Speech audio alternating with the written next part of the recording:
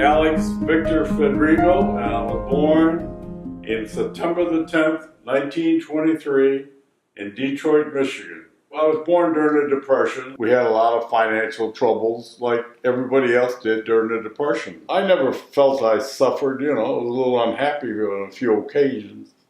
We always had enough to eat. My 5 siblings, we all went to Catholic school. Well, we didn't have to pay. Father Chapman used to come over and tell my mother, "You send those kids," and he knew we didn't have any money. We used to buy a pound of ham and a loaf of bread, and 7 people ate, so everybody get a sandwich, You'd like another sandwich, didn't have it, so.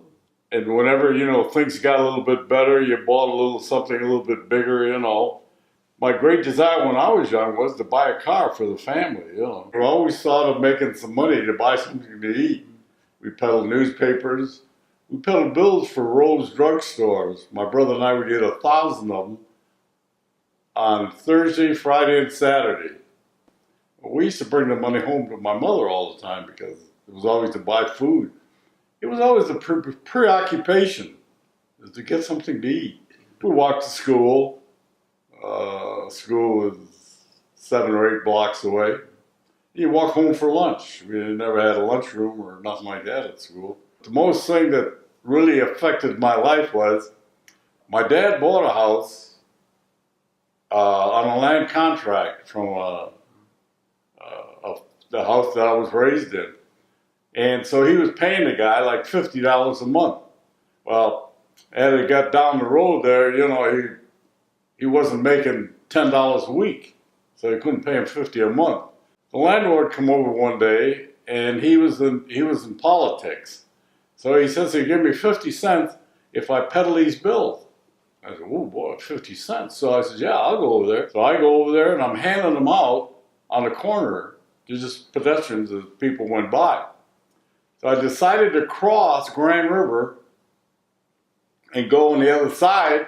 So while I was in the safety zone, I must have stayed too close. A truck went through the safety zone, which he wasn't supposed to, and he hit me. I was unconscious. I had a fractured skull and a broken rib, and I woke up about 4 hours later in the receiving hospital. Since we didn't have any money, you went to the poor people's hospital.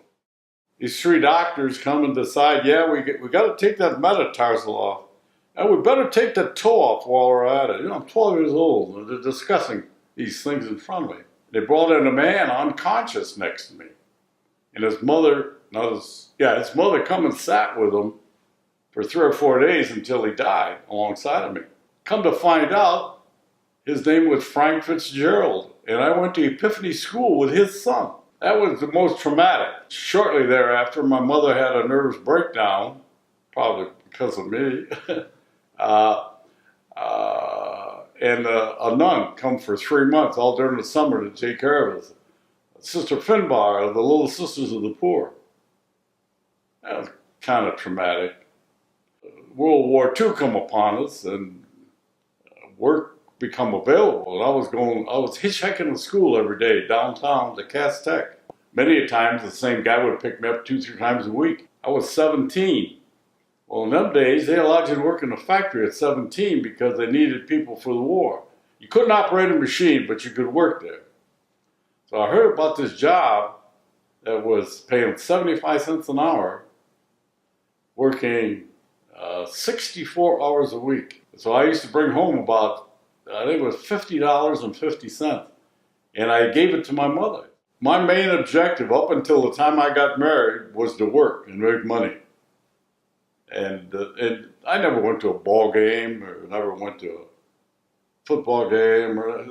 It was, like I say, it was a different world. We were happy. We didn't know the difference, My parents never ever gave me a gift for Christmas, or it was different. But we were happy. We were happy. Because of my foot, I couldn't pass the Army physical exam, so that I wasn't drafted. So all during the war, I worked. Then finally, one doctor looks at me and says, "Nah, there's nothing wrong with that foot." And they drafted me, and there's never been anything wrong with it. I had some bad luck when I was younger, but then things changed and things just turned good. I got drafted, and I got really lucky. I met Gwen. It's amazing, in my life I've had so many things that help me. She's just an amazing lady. You don't know when you marry a person if they're what type of person they are. You know, she's just a hard worker.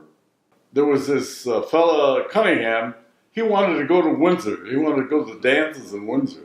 That's how I danced with her, and I talked to her. And darn, she's from Northern Italy, and we're from heritage from Northern Italy. So we got talking.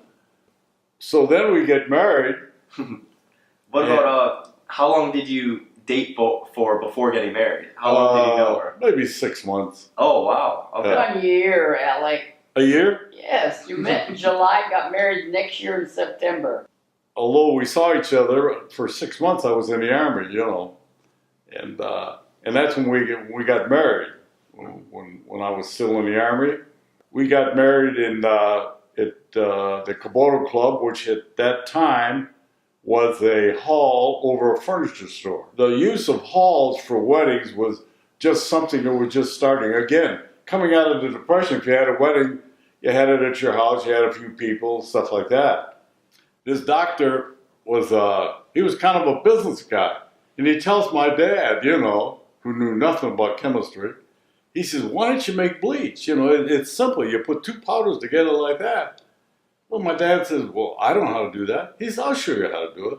So the doctor sets my dad up where to buy the material, how to mix it, and everything. My dad says, you know, why don't I join him in the bleach business? Well, guys were going, in them days, Ford was hiring like mad, and they were paying $1.25 an hour. You know, that's $50 a week. So I joined my dad, you know, and for quite a few years I was wondering how good of a decision I had made to go into the bleach business. But it's absolutely amazing how many good breaks I've had in life, you know.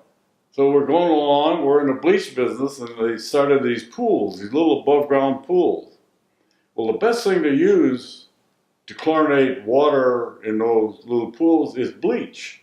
So our business kept going up and up. Some of the things that we were doing have become illegal in the course of time. You know, we used to take gas chlorine in our garage in back of our house and make bleach. Now, it wasn't illegal. Even Livonia wouldn't let you put it today. Oh, Yeah. no way. I'm sure no way he could We have used to built get his plant. 55-ton tank cars of chlorine. That's a big tank car full of chlorine. Yeah. And one of the reasons why we wanted to sell the company, I did have nightmares all the time. If that would have popped off, we would have killed everybody in Livonia. Wow. We were lucky time after time after time.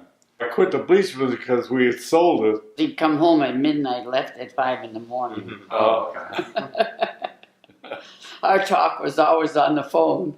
I make these card buggies. I Oh, make okay. a little card buggy with wheels on.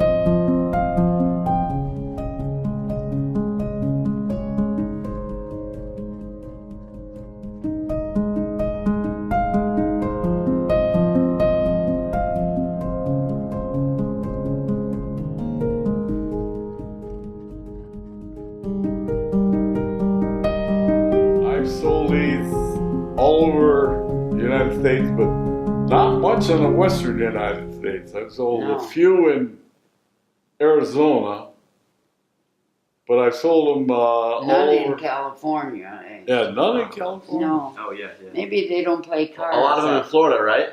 A lot in Florida. Yeah, at Yeah. that one. Yeah, The villages. Yeah, the villages. Number one customer. Number one customer. Mhm. Unbelievable.